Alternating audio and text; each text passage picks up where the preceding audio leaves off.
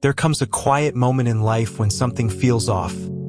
Not loud, not dramatic, just subtle enough to make you question yourself. People who once welcomed you now hesitate, conversations stop when you arrive, smiles feel forced, energy feels cold, and you replay your actions again and again trying to find the mistake, because the mind hates uncertainty. It wants a clear reason, a name, a moment where everything went wrong, yet no matter how hard you search, you find nothing, no betrayal, no disrespect, no crossed line, and this confusion hurts more than open conflict, because at least conflict has clarity. Stoicism prepares us for this moment. Marcus Aurelius wrote that we must expect people to misunderstand us, because their reactions come from their own character, not our intentions. When people begin to hate you for no reason, it is rarely sudden. It is the result of internal tension they've been carrying long before you noticed, your growth, your calm, your refusal to play. Old roles silently presses on wounds they refuse to heal, and by the end of this video you will understand why this hatred appears, why it feels personal even when it isn't, and why, according to Stoic philosophy, this moment is not a warning sign, but a milestone. Most people are not prepared to see themselves clearly. They survive by avoiding deep self-reflection. They build stories that protect their ego, stories like "I'm doing fine," "I'll change later," "life is unfair to me." Then you enter their space, not preaching, not showing off, simply existing with discipline, self-control, quiet confidence, and something inside them tightens because without saying a word, you reflect back everything they are avoiding. Your focus exposes their distraction. Your consistency exposes their excuses. Your emotional control exposes their chaos. Epictetus explained that people are disturbed not by events but by their judgments about them. And when they judge you negatively without reason, it is because your presence threatens the comfort of their illusions.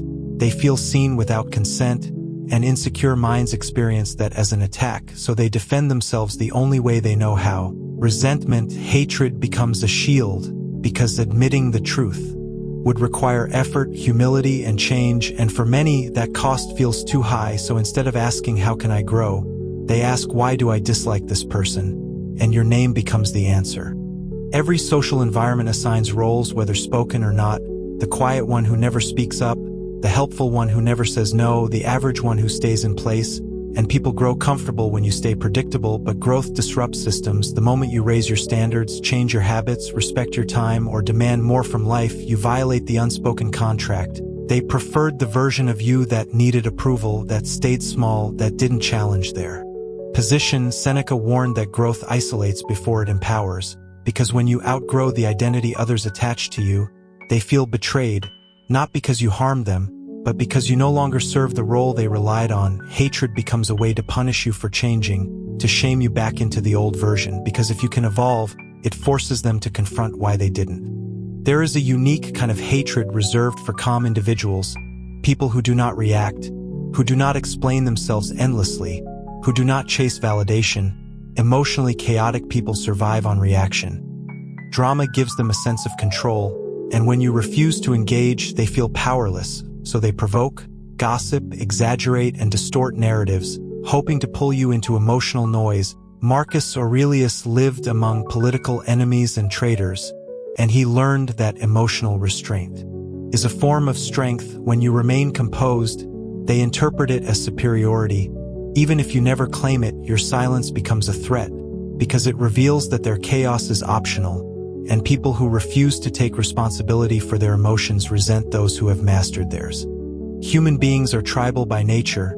Every group has a hierarchy built on influence, attention, and dependency. When someone rises quietly without asking permission, the system panics. You don't need to announce success. Your posture changes, your boundaries sharpen, your energy shifts, and suddenly you are no longer feeding the emotional economy that benefited others. Stoicism teaches detachment from praise and blame, because once you stop needing approval, you become uncontrollable, and people fear what they cannot manage. Hatred becomes a social tool to restore balance, to remind you of your place. But the Stoic understands that hierarchy based on approval is a prison, and freedom always disrupts the comfortable order. The coldest hatred emerges when people realize you no longer need them, not emotionally, not psychologically, not for validation. Dependency is currency, And when you stop paying, they feel robbed, so they rewrite the story. You changed, you're arrogant, you think you're better, but the truth is simpler and quieter.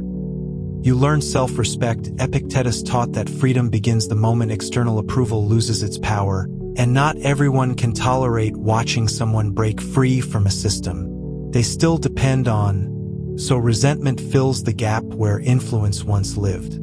Self-improvement demands effort, discipline, and humility. Hatred demands nothing. When people see you growing, they face a silent choice: rise or resent, and most choose resentment because accountability hurts more than jealousy.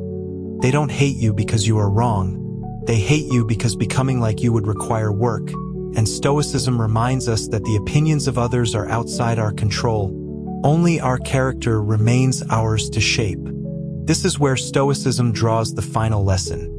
Do not explain yourself to those committed to misunderstanding you. Do not shrink to make insecure people comfortable. Marcus Aurelius wrote, "Waste no more time arguing what a good man should be. Be one.